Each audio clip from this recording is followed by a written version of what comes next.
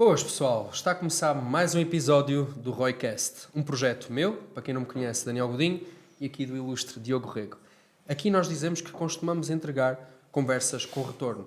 Empresários e empreendedores de sucesso serão convidados aqui neste podcast a falar um pouco mais sobre o seu dia-a-dia, sobre a sua vida, sobre aquilo que têm feito para nos trazer aqui o máximo de retorno. E hoje nós temos um convidado muito especial, é ou não é, Diogo? É sim, senhor. Um convidado muito especial. Ele é fundador e presidente do movimento Reconquista.pt. Não sei se já adivinharam quem é. A Reconquista é um projeto criado em 2023 que se apresenta como um movimento de inspiração tradicionalista e nacionalista, com forte presença nas redes sociais e participação ativa no debate público português, com uma audiência muito significativa online e envolvimento em ações públicas. O nosso convidado tem sido uma voz influente e muitas vezes discutida na forma como certos temas sociais e culturais são comunicados hoje em dia em Portugal. Sem mais demoras, damos as boas-vindas ao incrível Afonso Gonçalves. Muito bem-vindo. Muito bem, muito obrigado pelo convite. É um gosto estar aqui. Parabéns a toda a equipa que montou este podcast, este estúdio. Obrigado. Obrigado pelo convite e vamos a isso. Vamos lá. Muito obrigado, Afonso, por teres aceito aqui o convite. E antes de mais, eu só quero dar aqui um à parte, porque muitas pessoas às vezes, Daniel, às vezes vem pessoal da política, mas o vosso podcast não é de negócios. A realidade é que tudo o que seja área, tudo o que seja envolvente, a trazer mais retorno a nós enquanto cidadãos, enquanto donos da empresa, é muito importante. Nós temos aqui este tipo de temas, principalmente debate, ou falar sobre política, sobre temas abertos que impactam diretamente a nós enquanto cidadãos. Sem dúvida. Então foi muito importante, acredito também ouvir aqui um pouco o lado do Afonso, que é que ele também tem a dizer sobre alguns temas importantes do nosso dia-a-dia.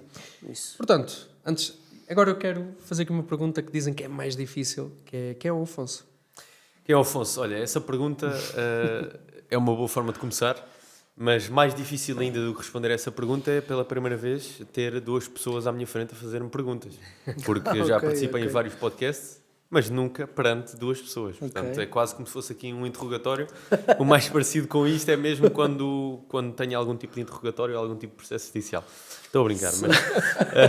Fazes polícia bom e outro mau?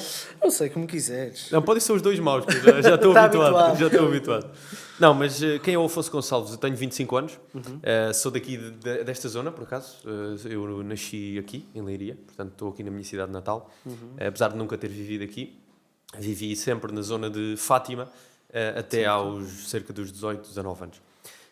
Ora bem, eu sou um jovem patriota que ama Portugal e que está farto ou estava farto, antes de começar esta atividade, de ter um país a ser descaracterizado, a ser destruído e a forçarem-me a aceitar isso sem eu poder fazer nada. E então decidiu criar um projeto, decidiu criar um movimento para dar voz aos jovens portugueses patriotas que querem um país diferente, que querem um país com futuro, que querem um país em que não sejam quase... presos no seu próprio país, em que não sejam reclusos num país que hoje em dia é uma prisão a céu aberto, e um país com liberdade, com futuro, com identidade, e que seja nosso, que é a nossa casa e que é o nosso espaço. E, portanto, eu quero dar voz a essas reivindicações e dar um canal a todos os jovens portugueses para poderem lutar por isso. E vem daí o nome? Reconquista. Exatamente. Porquê Reconquista? Exatamente. Porque acho que é um nome que representa aquilo que nós precisamos verdadeiramente. Okay. Portugal, ao longo das últimas décadas, eu diria, pelo menos ao longo das últimas 5 décadas, tem sido destruído em vários aspectos, em várias dinâmicas. Quando começámos o projeto, nós fizemos uma sondagem entre Portugal primeiro e Reconquista. E o Reconquista foi o nome mais votado. De qualquer forma, mesmo que não tivesse sido mais votado, eu tinha escolhido na mesma. Eu não sou, se calhar, muito a favor de democracia. Não, isso é uma piada. Mas, neste caso, eu já criei esse nome, fizemos uma sondagem e, por acaso, foi o mais votado e foi por isso que escolhemos esse nome. Curiosamente, não és a favor de democracia, então és a favor de quê? Não, é uma brincadeira. Sou a favor de democracia no sentido em que, e apesar de ser uma brincadeira, tem um fundo de verdade, esta crítica à democracia, eu acho que o número não está sempre certo, a maioria não está sempre certa. E aquilo que eu acredito é que verdadeira democracia é representar os interesses da nação e dar, digamos, a voz ao povo. Dar a voz ao povo. Apesar de que hoje em dia nós diz-se que vivemos no regime democrático, mas não vivemos propriamente no regime democrático.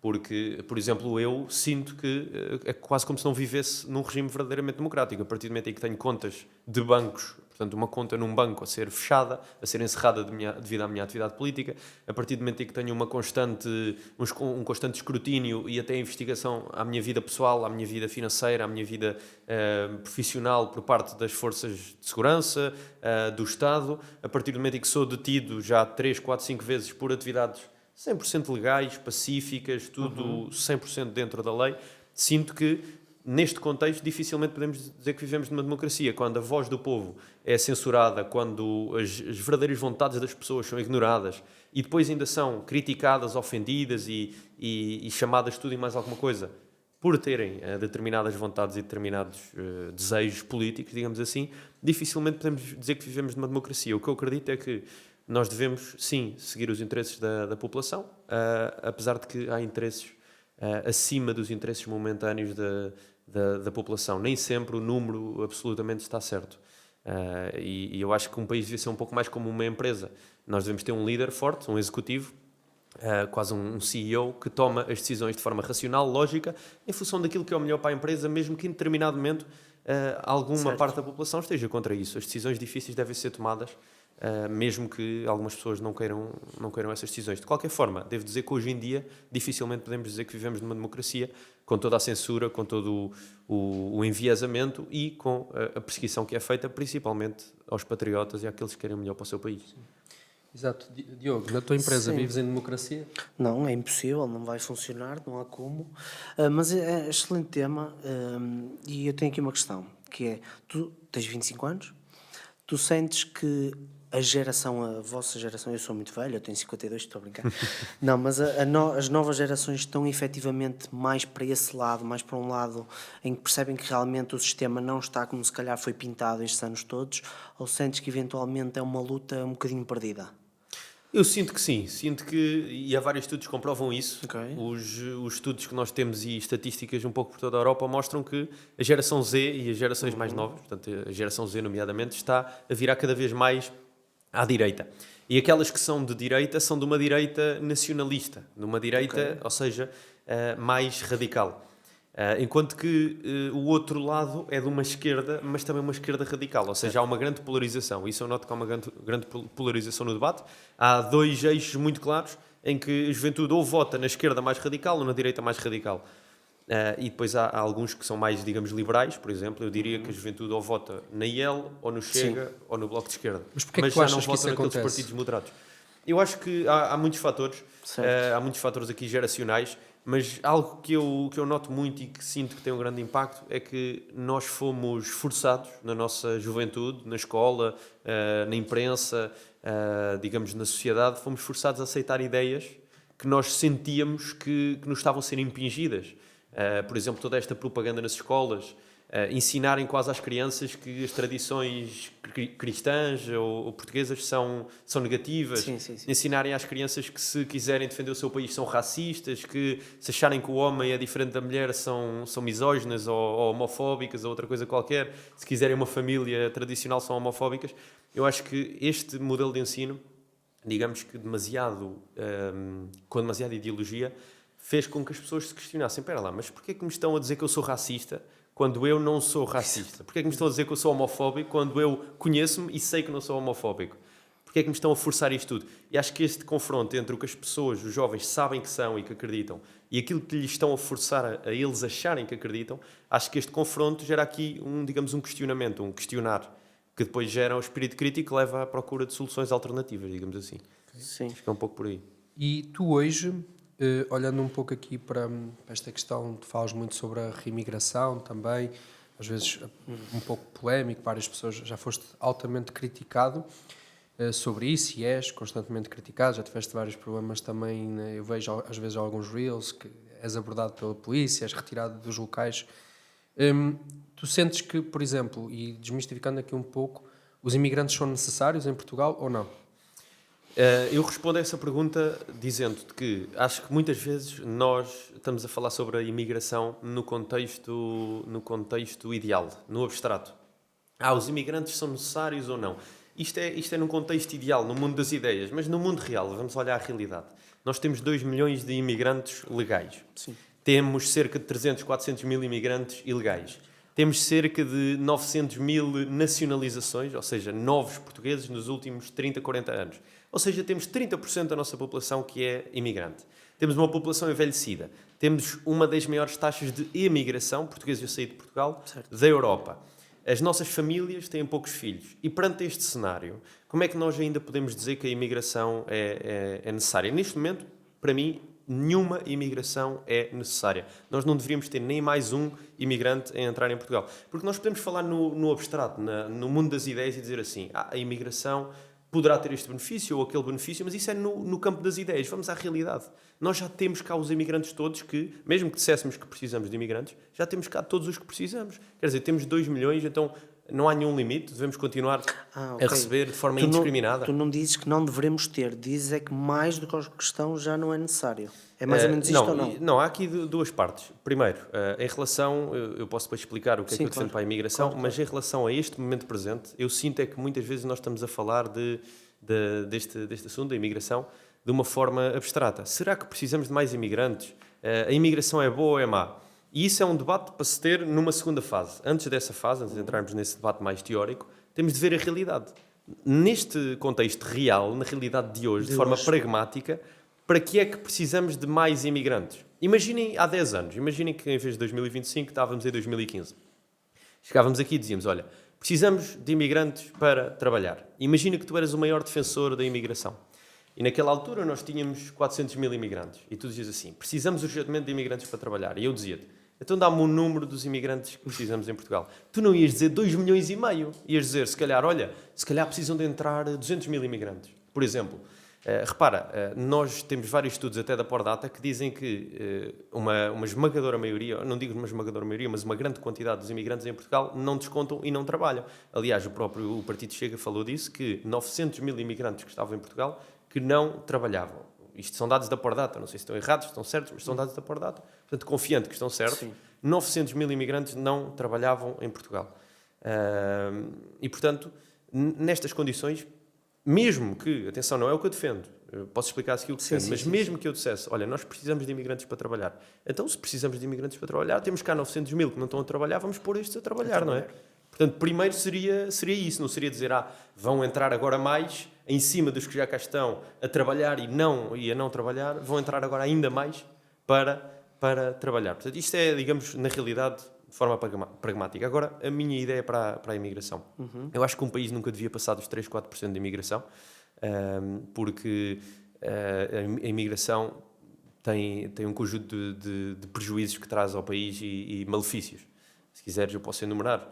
Desde a crise da habitação, em parte está associada à imigração, não diria totalmente, mas é um fator. É um fator, sim. Quando nos últimos 5 anos tu tiveste uma média de 100, 150 mil imigrantes a entrar por ano em Portugal e só tiveste 20 mil casas construídas por ano, quer dizer, qual é o resultado de construir 20 mil e entrarem 120 mil pessoas? O resultado só pode ser o preço vai aumentar, tanto das rendas como portanto, da compra dos imóveis. E famílias cada vez mais pequenas. Antigamente eram maiores, havia mais filhos, mais gente dentro de uma casa. Exatamente. Agora é preciso mais casas para o mesmo número de pessoas. Exatamente. E nunca construímos tão pouco. Isso. E depois temos esta população toda de imigrantes a entrar. Para quê? Quando chegamos à conclusão que 900 mil nem sequer trabalham. Depois, a questão da insegurança, da criminalidade. Em toda a Europa existem vários estudos, vários dados, mesmo que a imprensa diga ao contrário, que corroboram a ideia de que os imigrantes cometem mais crime. Com isto, atenção, eu não estou a dizer que todos os imigrantes cometem crime, nem que a maioria do crime é cometido por imigrantes. Agora, percentualmente, em proporção, há mais imigrantes a cometer crime por cada 100 imigrantes do que portugueses em cada 100 portugueses. Portanto, proporcionalmente vai haver mais criminalidade ao trazermos mais imigrantes. Depois há todo um outro conjunto de fatores, desde sujidade nas ruas, zonas de imigração, principalmente extra-europeia, são ruas sujas, onde as pessoas não querem passar, onde as pessoas não querem viver, onde as pessoas não querem criar uma família. Aquelas pessoas que são contra a imigração, que são a favor da imigração, eu só lhes digo, tu queres ir viver para a Cova da Moura, queres ir viver para a Amadora, queres ir viver para o Admira, queres ir viver para o Martim Muniz? Se calhar não. Então porquê é que não queres, se és a favor da imigração? A imigração está aí são zonas cheias de imigração. E porquê é que não queres? Porque a imigração não cria o tipo de sociedade em que tu queres viver. Portanto, eu não quero que o meu país seja uma Amadora em Ponte Grande, nem uma Cova de Amor em Ponte Grande, nem um Martim Moniz em Ponte Grande. A única solução para que isso não aconteça é impedirmos o aumento da imigração, que já está em números recorde e que nós temos de pôr um ponto final. Depois há outras questões. Sim. A própria questão da saúde, dos transportes públicos. Tu dizes-me assim, a imigração contribui para a economia porque eles vêm trabalhar. Já chegámos à conclusão que muitos não trabalham. Mas imagina que todos trabalhavam. Imagina, 100% dos imigrantes trabalham. Ora bem, uma economia, primeiro, não se faz só de PIB. O PIB, quer dizer, o PIB da Índia é 30 vezes maior que o de Portugal, depois vão os fact-checkers ver, se calhar é só 25 vezes, não sei. Mas pronto, mas é muito maior que o de Portugal. Mas porquê? Porque tem, se calhar, 100 vezes mais população, ou mais do que 100 vezes mais população. Agora, o PIB per capita, a qualidade de vida real. A Estónia tem 3 ou 4 milhões de habitantes e tem um maior PIB per capita que Portugal. Tem melhor qualidade de vida que Portugal. Então, se calhar, não precisam de imigrantes. E têm muito melhor economia, têm-se desenvolvido muito mais do que nós e têm uma melhor qualidade de vida. Mas imagina que todos trabalhavam. Repara, tu queres qualidade de vida, queres serviços de qualidade, queres conseguir criar a tua família em Portugal. Tu, com a imigração que tens agora, mesmo que todos trabalhassem, não tens transportes públicos, não consegues arranjar uma creche para o teu filho, a escola tem cada vez menos qualidade, os professores não conseguem ensinar porque têm de falar em 30 línguas diferentes. Quer dizer, tu vais receber 900 euros e tens de falar em 30 línguas diferentes.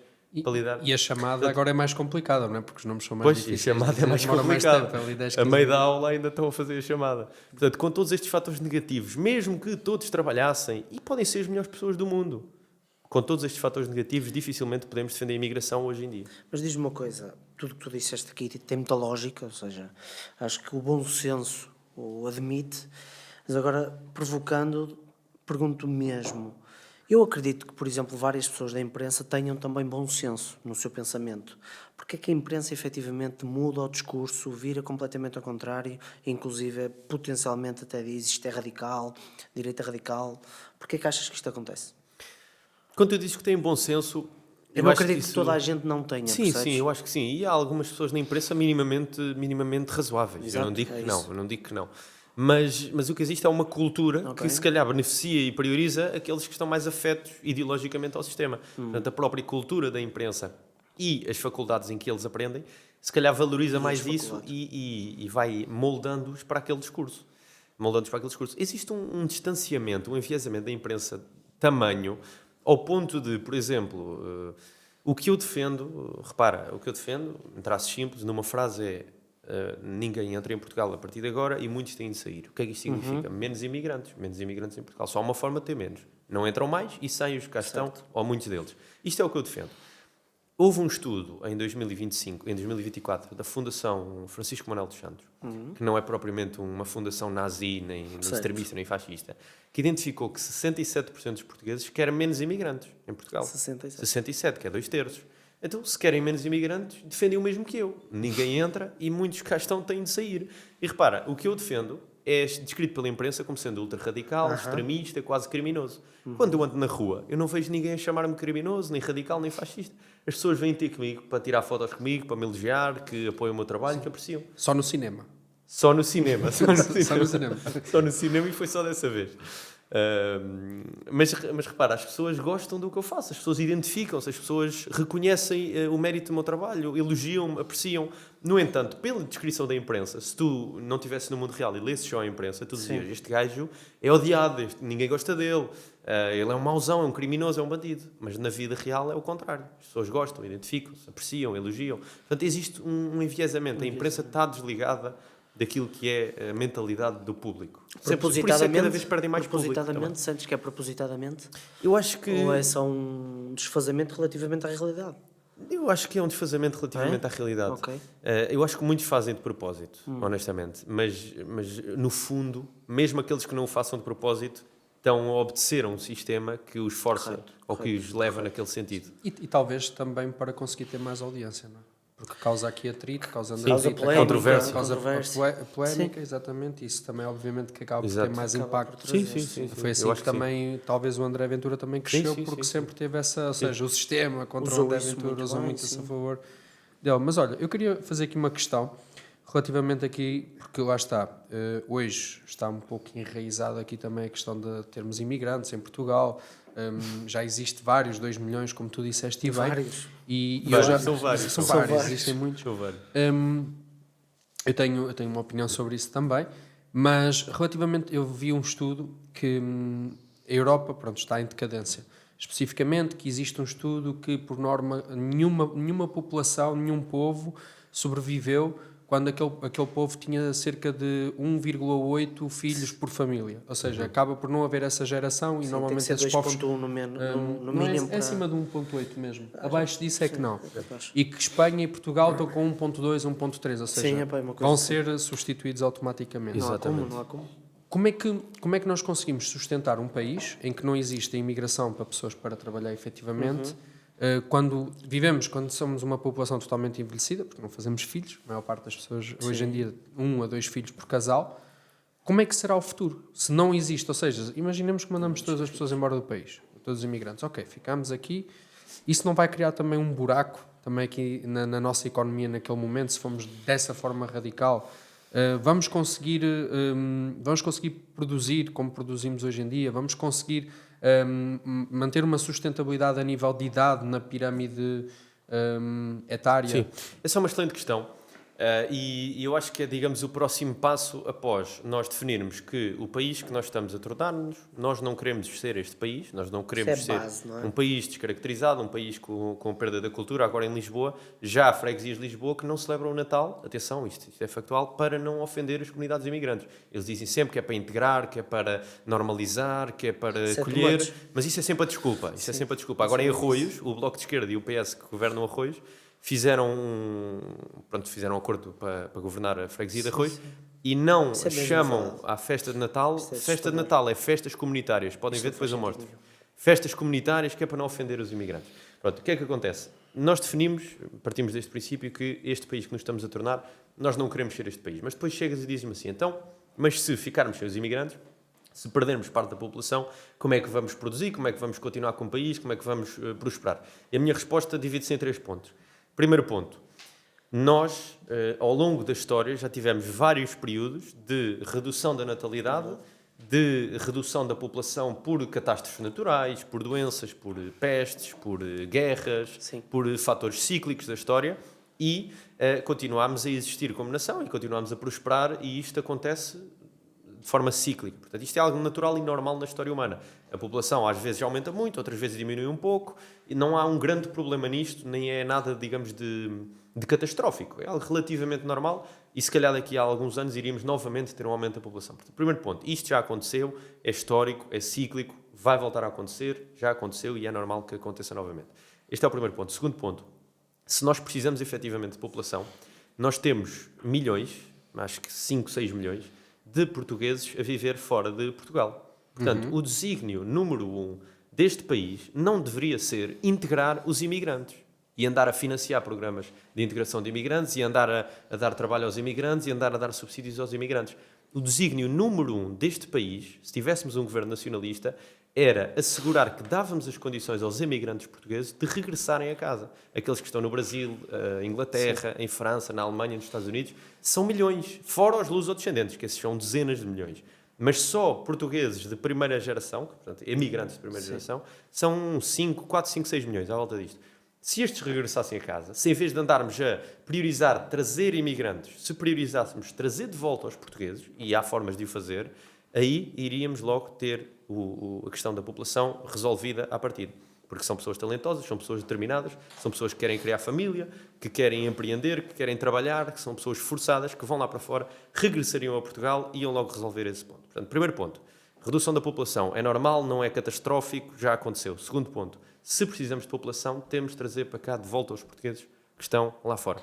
E terceiro ponto, as mesmas pessoas, os mesmos institutos e organizações que fazem hoje esses estudos a dizer que precisamos de população, eles sabiam há 50 anos que a nossa natalidade estava a decrescer. É verdade. Eles sabiam e não quiseram fazer nada em relação a isso enquanto havia tempo. O que prova que eles não têm um interesse em resolver esse problema. Eles têm um interesse em criar outro problema para substituir o nosso povo. Portanto, o que nós precisamos de fazer, e já devíamos ter feito, mas se não o fizermos temos que começar agora, é criar uma cultura de família novamente. Uma cultura que promova a natalidade, que promova as famílias, que promova aquilo que é a nossa cultura portuguesa, que promova e que dê condições sociais, culturais e económicas às famílias de ter filhos portugueses em Portugal. As empresas precisam de mão de obra. Eu acho, honestamente, que, primeiro do que tudo, há aí muita gente sem trabalhar a receber subsídios que podia estar a trabalhar e estão no café durante o dia porque estão a viver de subsídios. Há muita gente, são centenas de milhares que levam essa vida e deviam estar a trabalhar. Portanto, era meter essa gente toda a trabalhar e tínhamos logo a mão de obra arrumada. Sim, porque esse é um dos argumentos de quem é muito a favor da imigração, há trabalhos que os portugueses já não querem fazer. Mas querem. Os portugueses vão para a Suíça, vão para a Alemanha, fazer esses trabalhos. Só que são 3 ou 4 vezes esses trabalhos mais bem que pagos, dizem que não querem fazer cá em Portugal. Portanto, o problema não é o trabalho, o problema é o salário. Exato. Então, temos de resolver as condições, digamos, a montante, as condições económicas que impedem que em Portugal se pratiquem esses salários. Sim. Condições fiscais. Porque é que temos uma taxa de impostos das mais elevadas da Europa, quando temos um país que não constrói nada, que não faz nada, que não tem indústria nenhuma, que não... Quer dizer, que está parado. Temos de tirar impostos às empresas, de criar incentivos, de tirar burocracias, para permitir aumentar o salário. Um português, se calhar, não vai trabalhar em Portugal por 1.200, quando pode trabalhar lá fora por 5.000, mas eu garanto-te, um português se receber 2.500, prefere trabalhar aqui por 2.500 do que na Suíça por 4 ou 5.000. A qualidade de vida é melhor. A qualidade de vida é melhor e está perto dos sente-se seus. em casa e está perto dos seus. Nós temos é de resolver estes problemas. Agora deixa-me só, para responder a esta pergunta, dizer-te isto. Porque é que o raciocínio deste regime não é este que eu fiz agora, de que nós podemos aumentar a natalidade, ponto 1, podemos trazer os emigrantes portugueses para cá, ponto 2, podemos retirar impostos às empresas, permitir um aumento dos salários e promover esse aumento dos salários, ponto 3, porque é que não é este raciocínio para conseguirmos ter apenas a nossa população, ou maioritariamente a nossa população a fazer estes trabalhos, porque é que o raciocínio é logo, queremos trazer para cá imigrantes? Porque temos um regime que está interessado em perpetuar uma economia de serviços básicos, uma economia que não gera valor nenhum, uma economia dependente de salários baixíssimos, que quer um trabalhador brasileiro, ou angolano ou paquistanês, para continuar a pagar salários miseráveis, que não quer apostar na modernização, que não quer apostar na inovação, que não quer apostar na inteligência artificial. Em Israel, os indianos não andam a apanhar mirtilos. São máquinas a apanhar mirtilos. São máquinas.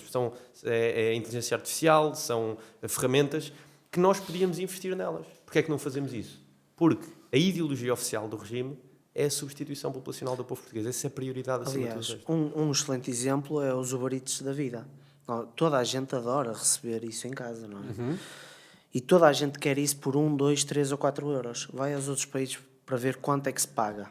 Isso é um bem de luxo, digamos assim. É um bem de luxo. Não é? Uma comodidade. Nós queremos colocar imigrantes a fazer esses trabalhos, quando nós efetivamente, se calhar não, temos que tornar a economia de outra forma, não é? Às vezes o McDonald's até oferece a taxa de entrega, por exemplo. Sim, ou seja, não, é muito interessante. Mas isso não é tudo gratuito, isso paga-se de alguma forma. Paga-se sempre. É gratuito. Sim. Não, isso vai-se pagar em algum lado. A fatura paga-se em algum lado. Sem dúvida. Mas, efetivamente, nós estávamos a falar dessa questão de aumentos de salários e da questão dos impostos. E eu falo muito isto com alguns empresários sobre o aumento dos salários por decreto de lei. Não é? Chega ali e a partir de agora o salário mínimo é X. Subimos de Y para Z. Só que a realidade, o que é que acontece? Se nós fazemos isso e se não houver nenhum benefício para as empresas, fiscal se não houver nenhum retorno, se tudo se mantiver na mesma, a única coisa que acontece é aumentamos o salário das pessoas. A empresa, obviamente, que não vai ter forma, vai ter que aumentar obrigatoriamente, mas vai ter que recuperar aquele valor, porque não quer ter prejuízo ou quer ter Aumenta o consumidor final. Aumenta o consumidor final. No final do dia, o que acontece, as pessoas têm mais dinheiro, mas não têm mais poder de compra. Simplesmente circulam o dinheiro. O dinheiro entra e o dinheiro sai igualmente. Sim. E às vezes até vemos outros casos de que acabam por ter menos poder de compra, como nós vimos, se calhar, há uns anos atrás, com 500 euros com salário. Fazíamos a festa, hoje em dia, com 870, as pessoas já se vêem um bocadinho à rasca também. Obviamente, podemos falar das condições de habitação e por aí vai. E falava isto com o empresário que era o que ele me dizia. Eu tenho uma fábrica. Nós sabemos que a partir de uma fábrica os salários não são assim tão altos. Não é? Estamos a falar de um trabalho repetitivo. Certo. E eu, há uns anos atrás, ninguém recebia salário mínimo. Todos recebiam acima do salário mínimo. Com estes aumentos que existiram, toda a gente recebe salário mínimo. Eu não consigo dar mais. Não faz sentido. E se eu aumento diretamente ao consumidor final, eu não consigo vender. Pois, existe esse problema. O que é que eu vou fazer? Vou fechar a empresa? Não, mas aí, repara, tínhamos que resolver problemas que impedem as empresas de aumentar os salários. Tínhamos que resolver as questões fiscais. Repara, se pagasses se calhar 20% ou 30% menos de impostos que o que pagas agora, esse valor que estás a pagar ao Estado conseguias pagar às pessoas. Sim. Só que o Estado, como é este polvo, esta máquina gorda que precisa de mais dinheiro, mais financiamento, não consegue tomar essa decisão de meter o dinheiro na sociedade e tirar o dinheiro do Estado. Portanto, aí estou de acordo com isso. Até porque existe uma narrativa, não é? Que as empresas, os patrões, são os bichos-papões, são maus, só querem enriquecer à custa do povo, e vi-se muito nesta greve, não é? Que aconteceu recentemente, que os empresários é que são maus. Mas perguntam a um empresário qualquer que se dissessem amanhã não há impostos para as empresas, mas tu tens que aumentar o salário dos teus funcionários. Tenho quase a certeza. Eu prefiro 1000 vezes pagar o valor que eu pago, porque 870, que é salário mínimo, a empresa vai pagar quase 1500. Eu prefiro dar 1500 na mão do meu colaborador do que estar a dar uma parte. E podemos até questionar, mas depois as pessoas não sabem gerir. Falta do literacia financeira. Quem compete é o Estado ensinar as pessoas em vez de andarem a aprender LGBT nas escolas e deviam aprender isso. Não é? E repara, se as pessoas depois tiverem a maior capacidade financeira, também conseguem comprar os produtos mais caros, não é? Tem maior poder de compra. Claro.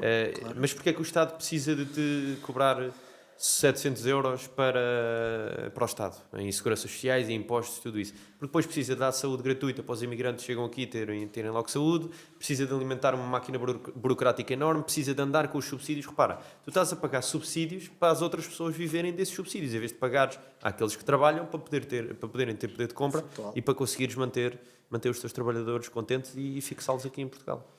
Sem dúvida, não há como. Tem aqui mais uma outra questãozinha. Este tema dá para 2-3 horas, não é? Mas, sem dúvida. Olhando para os jovens hoje em dia, qual é aquela mentira que tu sentes que claramente está a ser feita, está a ser dita, aliás, seja pela imprensa, seja pelo que for, aos jovens, e que efetivamente poderá aqui baralhar um bocadinho a cabeça dos jovens atualmente? Isto porque os jovens preocupam-me bastante. Portanto. Sim. A principal mentira que está a ser dita aos jovens... Eu diria, se calhar, que criar uma família é algo difícil. Difícil, será sempre difícil, mas que é algo, digamos, que não devem almejar e que é algo muito complicado, que é melhor não tentarem. Eu sinto muito essa dinâmica na cultura, na imprensa, e eu faço às vezes este exercício. E podemos fazer as críticas todas, são legítimas, ao Estado, ao sistema financeiro, e digamos, a dificuldade que existe hoje em criar uma família, porque essa dificuldade é real. Sim. Mas vamos lá ver. Também é preciso promover uma cultura de família, uma cultura de natalidade, uma cultura de valores patrióticos, de valores tradicionais. No tempo dos nossos avós também não havia condições económicas para criar 6 e 7 filhos. E eles criavam 6 e 7 filhos, com muito esforço, com muito sacrifício, claro, mas criavam-nos. Então porquê é que hoje, que temos muito maior conforto, mais luxo, mais tecnologia, mais inovação, mais desenvolvimento, ganhamos, se calhar, proporcionalmente mais ou menos o mesmo que se calhar se ganhava na altura, em proporção.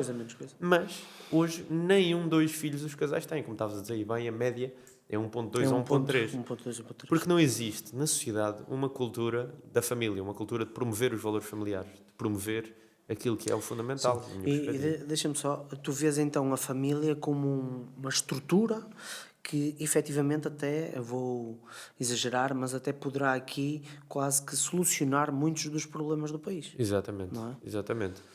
Tu tens que ter famílias fortes e comunidades fortes para depender da tua família, para depender da tua comunidade. Ou seja, a rede de apoio que tu deves ter não é o Estado, deve ser a tua família, a tua comunidade, portanto, os teus familiares próximos. Portanto, a família é, digamos, um antídoto para o totalitarismo e os tiques mais ditatoriais por parte do Estado. Sempre funcionou ao longo do tempo, sempre não é? Funcionou, exatamente. É essa. Sim, a realidade é um pouco, lá está, nesse sentido, porque é que a maior parte de hoje em dia das famílias têm poucos filhos, lá está, porque não conseguem, vendo este mercado de trabalho como hoje está mais concorrente, mais concorrido, acabam por perceber, e falámos muito sobre isto, sobre uma mãe que tem 2, 3 filhos, tem que faltar várias vezes ao trabalho e vai ser despedida por causa disso. A realidade, o mercado de trabalho, é assim, de certa forma, e compete ao Estado, de certa forma, resolver alguns problemas relativamente a isso. Mas eu recordo-me quando nós tínhamos o nosso filho e era muito difícil arranjar sim emprego, que nós conseguíssemos ir pegar no nosso filho horas. Na altura não havia nem creches nem escolas como hoje, de certa forma, já há, era difícil difícil, pagar. hoje em dia voltou É a ser difícil difícil. arranjar, cada vez Pois mais é voltou. mais difícil, exatamente. Mas eu não via grande apoio diretamente a como é que eu consigo ter uma família. Hoje em dia é necessário 2 salários para sustentar uma casa. Sim. Não é suficiente, a não ser que tu não pagues renda. Aí talvez dê para fazer dessa forma. Mas não é para faltar Ou que à sejas renda. ocupa e Ou que sejas e ocupa, ocupes uma exatamente. casa, uma família, não é? Exatamente, mas se fores ocupa não sei se trabalhas, mas pronto. Se calhar trabalhas ao negro, não é? De outras formas. Exatamente. Mas olhamos um pouco nesse sentido, ok, a família cada vez mais está a ser deixada de lado. Muitos jovens têm medo cada vez mais de constituir família Sim, cada por vez causa mais. da carreira ou porque eu não vou conseguir suportar os custos. Sim, sim. E a realidade é, eu sou um jovem, tenho 27 anos, vou para o meu terceiro filho. Boa. Parabéns.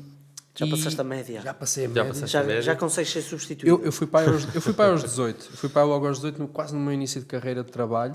Ok. E eu, uma pessoa descrente do Estado, como nós temos, do sistema, totalmente, eu fiz uma coisa, que é, eu não preciso depender de ninguém, eu só dependo de mim próprio, cada filho que eu tenho, Exatamente. e uma pessoa fica sempre receosa, que é, eu não vou ter mais, não vou ter, porque se calhar não vou conseguir substituir. Mas a minha realidade é que sempre que eu tenho um filho, o segundo filho, o terceiro, eu sinto que ainda me dá mais capacidade e mais Exatamente. vontade E de é fazer mais factual por eles. isso, e é factual. E Sim, cresço sim. cada vez mais, o meu negócio cresce, as pessoas sim. que se É juntam à factual. minha volta são diferentes, então eu acho que nós não precisamos de ter medo nesse sentimento Não, que é, não, também acho se eu tenho uma pessoa dependente de mim, porque eu digo sempre isto à Maria João, que é a minha esposa, que é, se fosse eu sozinho, vivia em qualquer barraco, sozinho, estava lá, tranquilo da Certo, vida. certo. Mas no momento em que tu tens uma pessoa ao teu lado, tens um filho para te tomar conta, tu queres é dar o melhor. Exatamente. certo? Exatamente. Queres sempre dar o melhor, então tu vais procurar formas. Exatamente. Claro que não é Vais com resolver 8 o problema. Claro que não é Para com resolver 8 o horas, problema. 8 horas diárias de trabalho, não são com 40 horas semanais.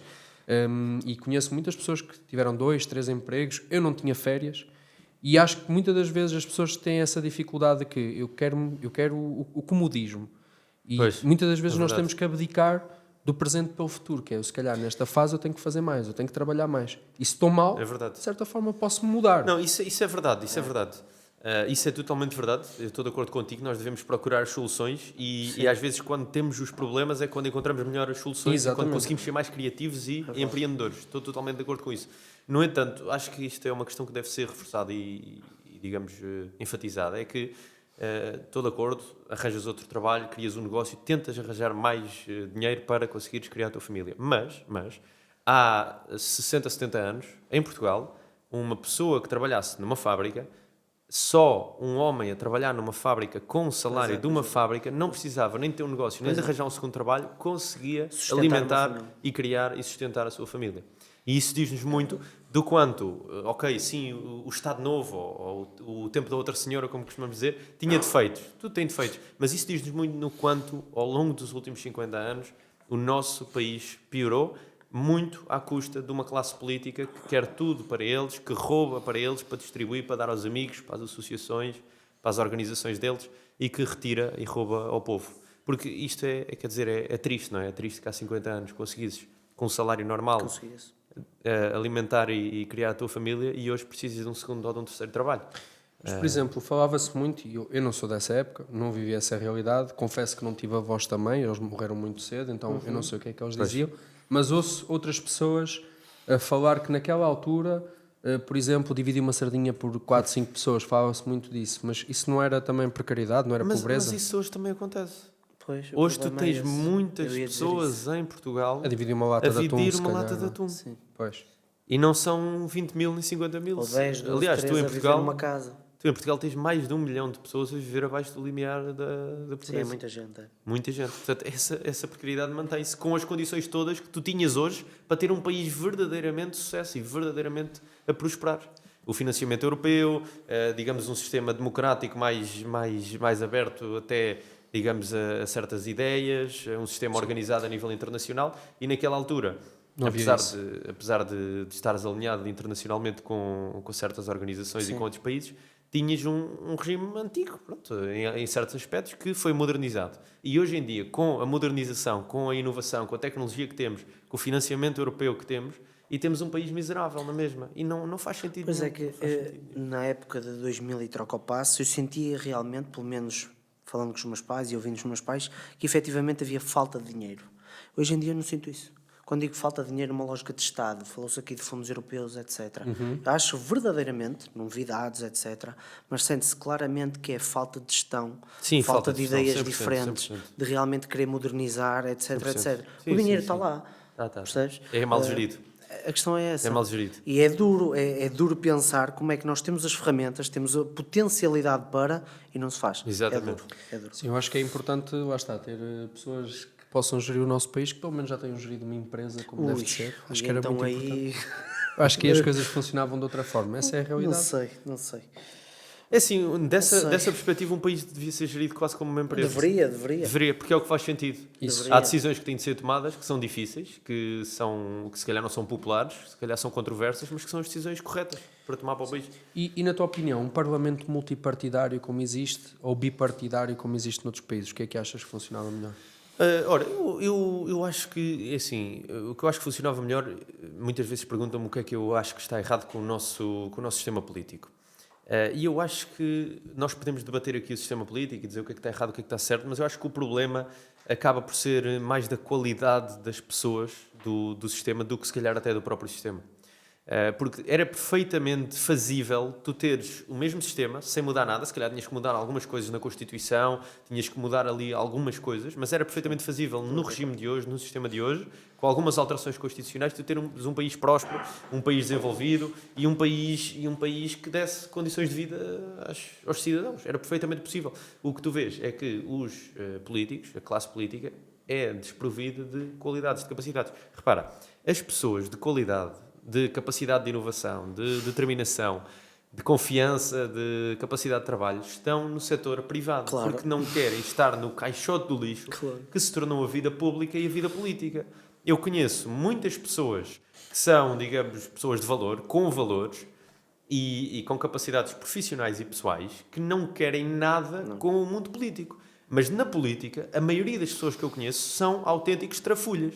Estão sempre à procura de lixar os outros, estão sempre à procura de fazer negociatas, estão sempre à procura de se beneficiarem eles próprios e nunca à procura do bem comum.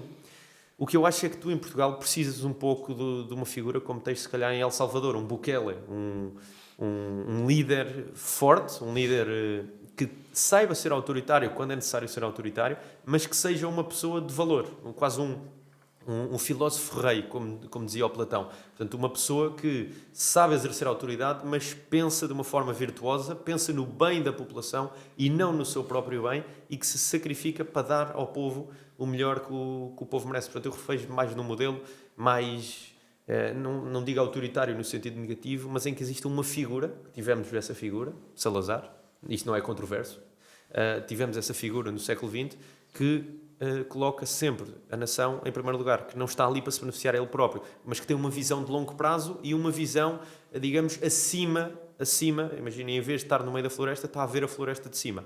Consegue analisar as coisas quase como uma empresa. Quase como uma empresa. Como uma empresa. Como uma empresa mesmo, exatamente. Eu até tinha duas questões, tu falaste dessa pessoa, Salazar. Tu não acreditas que Portugal, passado algum período hoje em democracia, também não teve essas pessoas, essas figuras?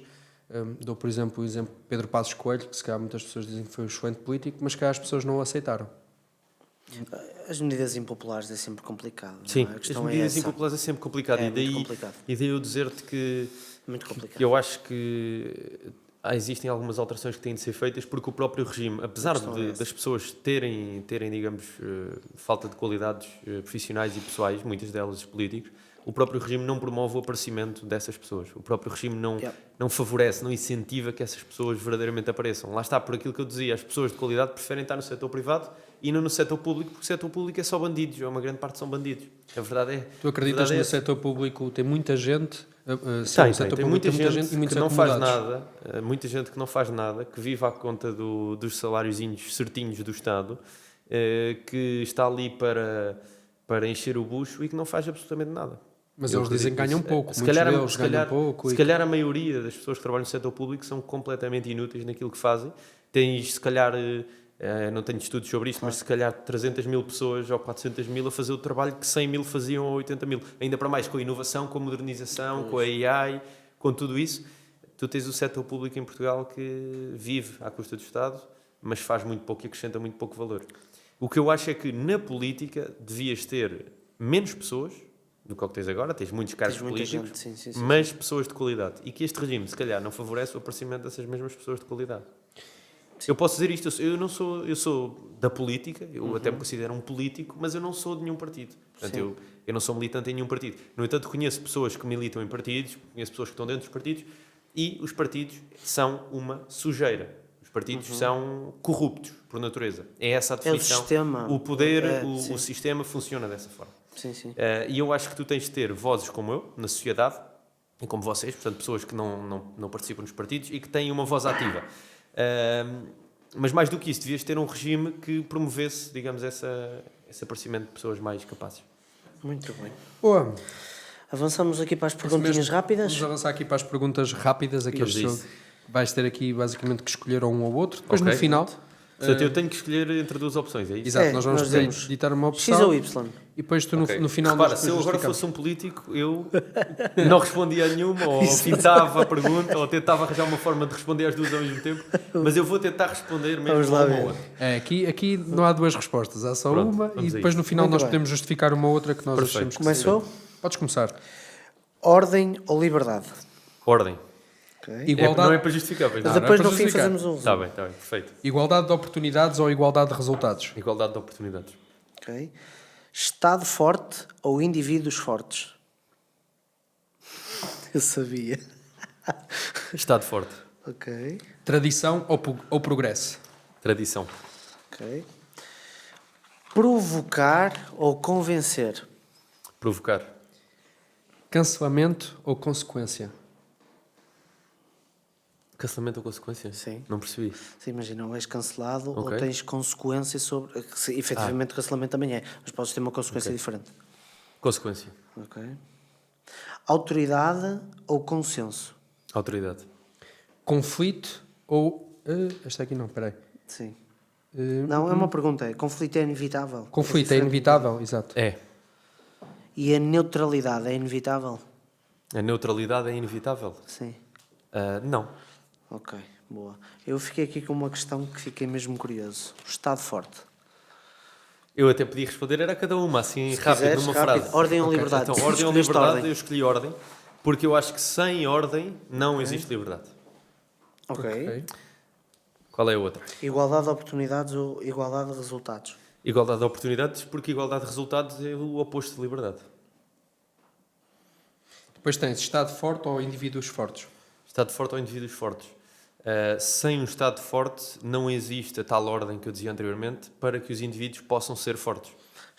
Mas eu acho ainda que os vou um indivíduos bocadinho mais longe não aqui. existem fora do Estado. Quando tu dizes Estado forte, o que é que Nada queres fora dizer? do Estado. Estou a brincar. O que é que queres dizer? Quando eu digo Estado forte, o que é que eu quero dizer? Eu quero dizer que o Estado deve ser altamente forte e altamente implacável naquilo que é do domínio do Estado. Ou seja, não estou a dizer que todos os domínios são do Estado, Ok. mas que nos domínios do Estado, o Estado deve ser forte e implacável. Ok. Tradição ou progresso? Sem tradição não existe verdadeiro progresso. Para mim, o movimento LGBT, por exemplo, não é progresso. É uma destruição da tradição. O progresso só existe a partir da premissa da tradição. E eles não são chamados progressistas? São, São.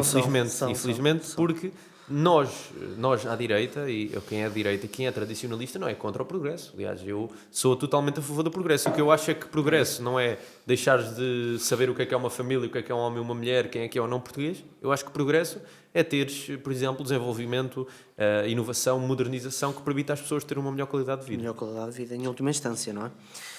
Provocar ou convencer? Eu acho que provocar, porque só se nós conseguirmos provocar e fazer as pessoas questionarem-se, é que depois as pessoas, elas próprias, vão perguntar-se as perguntas que as vão convencer depois. Que eles vão chegar à verdade, exatamente. Exatamente. Cancelamento ou consequência? Consequência. Eu sofro ou acarreto com as consequências, Certo. sejam elas quaisquer forem dos meus atos. Autoridade ou consenso? A autoridade, porque o consenso, digamos, é a religião e é a ideologia dos fracos.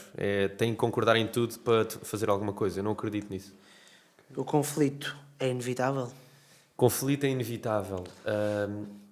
O conflito não é inevitável. O conflito é inevitável, sim, Ok. porque na natureza humana e na vida tu não consegues, digamos, concordar em tudo e não consegues fazer tudo de forma confortável, digamos assim. O conflito é parte do desenvolvimento. Okay. E a neutralidade é possível? A neutralidade não é possível, porque tudo na vida é político e tudo é, digamos, sujeito a discordâncias. Boa. Nós vamos agora a outro jogo, mas antes disso eu lembrei-me aqui de uma questão que eu te queria ter feito Força. antes. Quando tu falas aqui relativamente em que em vários momentos do nosso país existiu momentos em que a natalidade teve em decréscimo, houve a peste, houve as guerras, houve a altura dos descobrimentos, houve uma série de coisas e que queremos preservar, e o teu objetivo é preservar aqui também a cultura, a tradição portuguesa. Mas fazendo aqui em jeito de questionamento, eu gostava de perceber aqui o teu pensamento. Nós somos o povo português que passou por várias misturas também de alguns povos também. Nós temos, por exemplo, muita influência de uma parte de África, do norte de África, da Ásia também, quando houve também as invasões. Tudo isso também fez a nossa cultura. Não acreditas que possamos estar a passar por um momento nesse... Isso é uma excelente pergunta. Nós temos no nosso DNA coletivo público, nós temos formação de várias etnias. Isso. Mas praticamente todas, e já vou às exceções, praticamente todas essas etnias são europeias. Portanto, existe uma semelhança, uma similitude étnica, cultural, genética muito, muito, muito próxima. Por exemplo, os celtas, os visigodos, os fenícios, romanos. Os fenícios é a exceção que eu vou falar a seguir, mas os romanos, etc. São tudo etnias de matriz europeia que provêm são diferentes ramos da mesma árvore genética, da mesma árvore étnica. Portanto, há uma grande semelhança entre elas. Portanto, sim, existem várias etnias, das quais, ou da junção das quais, resultou a etnia ou a nação portuguesa, mas essas etnias todas eram muito semelhantes, eram todas europeias, de matriz europeia, e portanto, não há, digamos, uma mistura muito grande. Depois, em relação às exceções, os berberes e os fenícios, muitos deles eram digamos, de pele branca naquela altura. O norte de África, devido à expansão também do Império Romano, etc., era ocupado por populações que eram também elas brancas. Não digo todas, mas uma grande quantidade. Portanto, há uma pequena, eu não vou dizer que não existe, mas há uma pequena minoria, 5% talvez, de material genético a nível coletivo de povos não europeus. Portanto, isso é uma minoria. E foi ao longo de gerações atrás de gerações, séculos atrás de séculos. Portanto, se o que estamos a sofrer agora é algo semelhante a isso ou normal nesse processo, totalmente não, porque o que está a acontecer agora é sem precedentes ao longo da história. Tu nunca tiveste 20% da população de um país a ser de origem imigrante a entrar nesse país em 25 anos. Isto nunca aconteceu ao longo da história. Mas, por exemplo, pegando aqui na questão das invasões islâmicas, quando houve muita... eles acabaram por nos deixar também uma parte da nossa cultura também que nós temos hoje em Portugal. Por exemplo, algumas palavras da ortografia, a parte ali do Algarve e de Lisboa para baixo, que tem muita construção também. Não acreditas que isso também foi importante, ter havido essa... E a própria enumeração também. Enumeração, exatamente. Isso tudo foi importante para criar a nossa cultura também, ou pelo menos moldar uma parte da nossa cultura. Sim, não digo que não. Existe um impacto que não digo que seja um impacto negativo. O que eu acho é que se não tivesse existido esse impacto, que é algo natural, normal, e que o facto de no século XII nós termos aqui terras com o nome árabe não significa que hoje tenhamos que aceitar aqui árabes. Portanto, uma coisa não tem relação com a outra. Agora, o facto de termos tido esse impacto não é algo necessariamente negativo. Mas se não tivéssemos tido essa influência dessas outras heranças que estavam aqui neste território, teríamos criado outras coisas para as substituir. Teríamos adotado outro tipo de sistemas, outro tipo de nomes de cidades, ou estilos arquitetónicos, etc. Portanto, essas coisas estavam aqui. O que nós fizemos foi conquistar este território e aproveitar o que era bom, aproveitar o que era benéfico para nós. Portanto, isso foi inteligência da nossa parte em reconhecer aquilo que é positivo e não antagonizar aquilo que não era nosso e retirar o benefício daquilo que já cá estava. Ao contrário, se calhar, do que fazem os africanos e outros, que nós trouxemos para lá desenvolvimento, criámos coisas, inovámos, desenvolvemos, criámos os países deles. E eles, por antagonismo, por falta de inteligência, por falta de perceberem que aquilo é útil ao seu modus vivendi, antagonizam partes da sua história e rejeitam, digamos, um legado e uma herança europeia, uma herança portuguesa. Nós fomos inteligentes, nós conquistamos e utilizamos aquilo que nos era útil daquilo que nós conquistamos. Muito bem. Boa. Agora vamos à segunda parte dos jogos. Vamos, sim senhor. Dilemas de negócio, apesar que esta vai ser aqui... uma visão um bocadinho diferente, vamos ter aqui uma visão um bocadinho diferente, portanto vamos lá ver o que é que te calha. Ok. Temos aqui um pequeno contexto e depois 3 opções e tu depois escolhes aquela que te faz mais sentido ou acrescentas outra. Ok. É contigo. Portanto, tu Ok, tens efetivamente um conjunto de ideias fortes e claras, mas sabes que, eventualmente apresentadas tal como são, nunca ganhariam uma maioria eleitoral. Ok? Ok. O que é que tu eventualmente decidirias? Que estratégia é que avançarias? Portanto, tu eventualmente mantens as ideias intactas, preferes perder eleições a diluir princípios, ajustas o discurso para ganhar votos, aceitas compromissos para chegar ao poder, ou crias duas camadas de discurso, uma mais acessível ao público geral e outra mais profunda para quem quer ir mais longe. Ok. Excelente pergunta, excelente dilema. Ok. No entanto, tenho que ser um bocado aqui político e Força. dizer que não concordo com a premissa da questão. Ok. Porque eu acho que sim, temos ideias fortes e temos ideias claras, mas eu não acho que as ideias, tal e qual como são, não ganhariam uma maioria eleitoral. Ok. Se não existisse aquilo que existe efetivamente hoje, que é um envenenamento da opinião pública por parte da imprensa, por parte do sistema educacional, por parte do sistema político. Existe um envenenamento propositado e um enviesamento propositado por parte de quem está no poder agora para demonizar aquilo em que nós acreditamos, para demonizar as nossas ideias. Se não existisse esse envenenamento deliberado e esse enviesamento deliberado, as nossas ideias são as ideias que a população também defende. Falem com as velhinhas que votam no PS. Elas não querem aqui nem mais um imigrante. E elas querem que os imigrantes que cá estão, muitos deles saiam. E votam no PS na mesma. Ou seja, é um problema, digamos, do sistema, da forma como o sistema está estruturado e que não permite que as pessoas, não permite dar voz às verdadeiras reivindicações das pessoas. Porque, como eu disse há pouco, 2/3 do eleitorado da população portuguesa querem menos imigração, querem que muitos dos imigrantes que estejam aqui saiam. No entanto, não é isso que está a acontecer. Ou seja, se existisse duas coisas.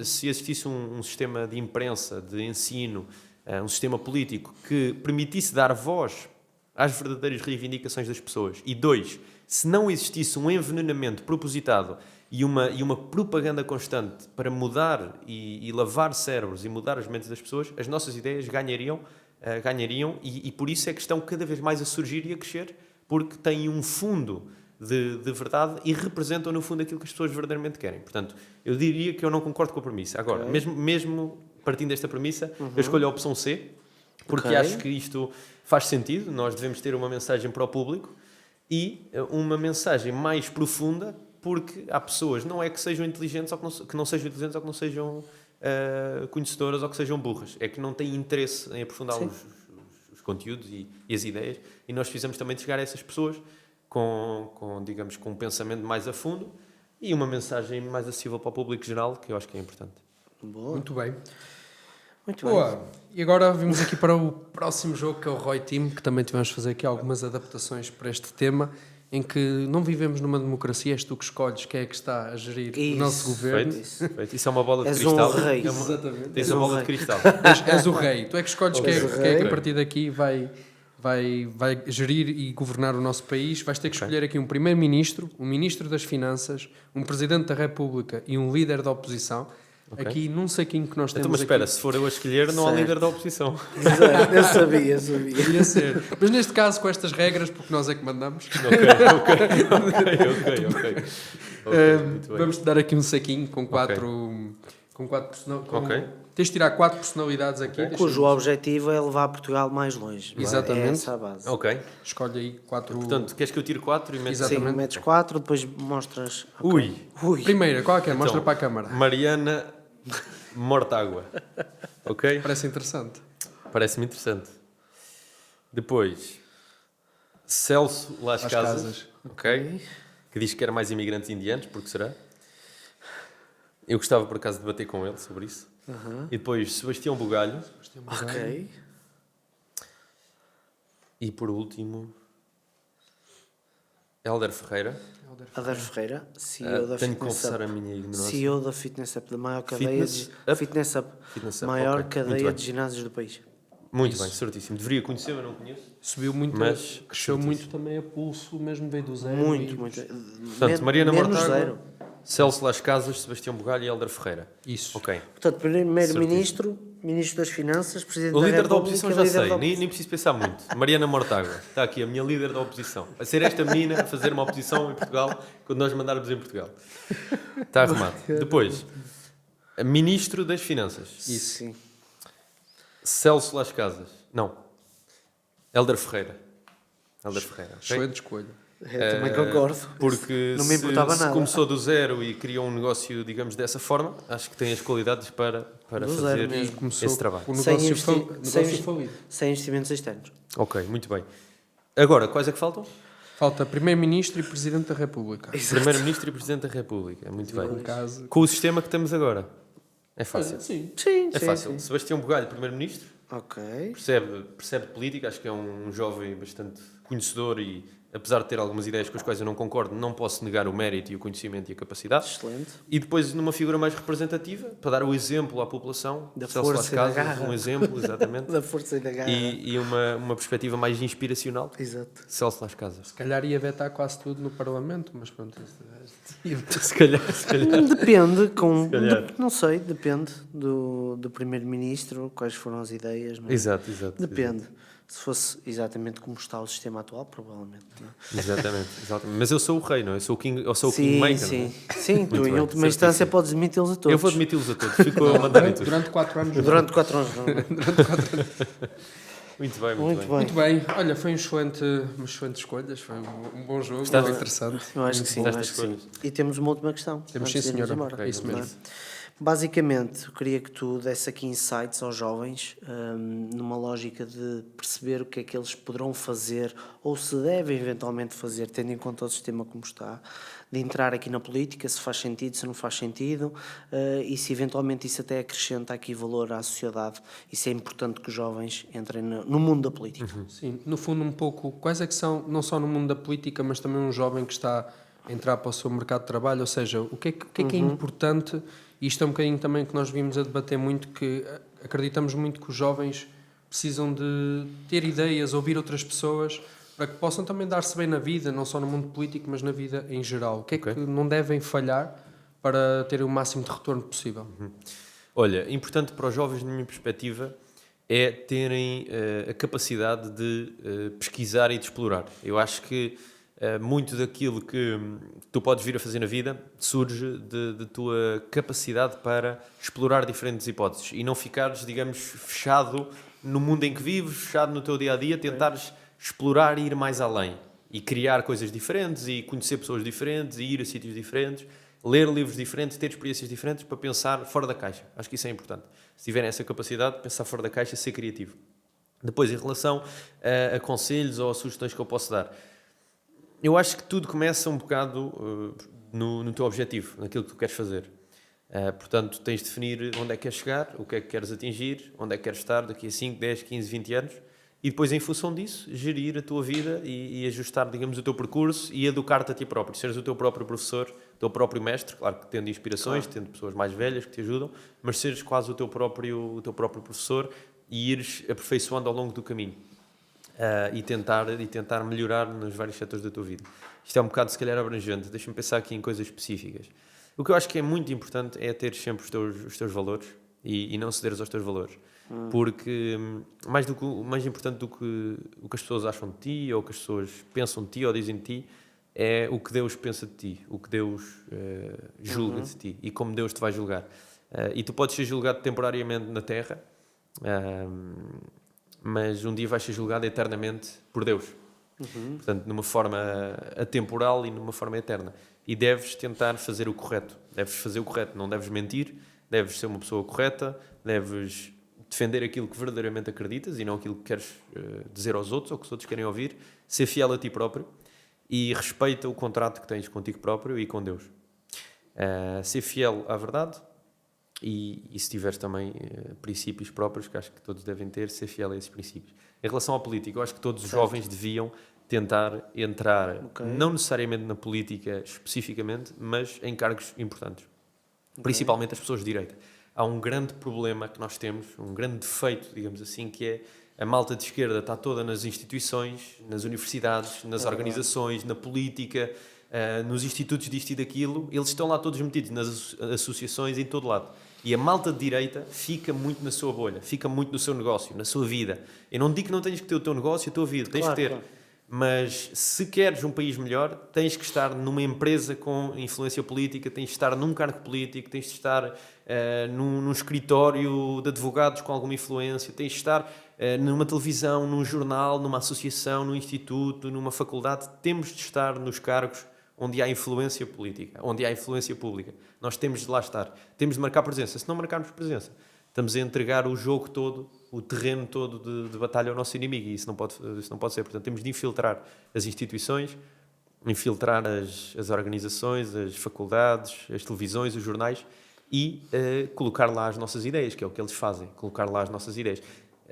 Portanto, este primeiro defeito é que as nossas pessoas que estão do lado certo, não entram nos sítios, porque querem ficar só na sua vidinha. E quando entram, são demasiado púdicos, têm demasiado cuidado em defender aquilo que verdadeiramente defendem. E depois cria-se uma cultura nas empresas, cria-se uma cultura nos jornais, nas televisões, na cultura mainstream de conformismo e de aceitação daquilo que é imposto por fora, em vez de uma cultura de questionar as coisas e defender as ideias nacionalistas e defender o nosso país.